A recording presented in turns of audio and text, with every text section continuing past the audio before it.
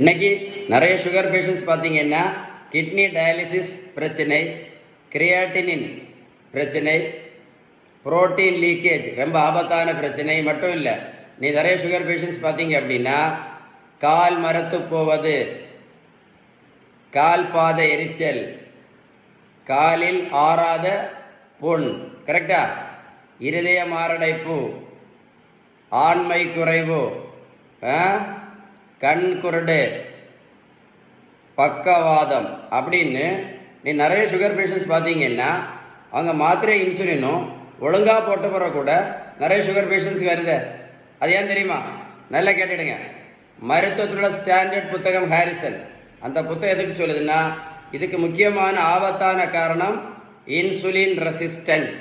இந்த இன்சுலின் ரெசிஸ்டன்ஸை நீங்கள் முழுமையாக சரி பண்ணணும்னா அவங்க சொல்லக்கூடிய பெஸ்ட் ட்ரீட்மெண்ட் பேலன்ஸ் டயட்டு மட்டும்தான். கடைசி தான் மாத்திரை. வாழ்க்கையை வேஸ்ட் பண்ணாதுங்க.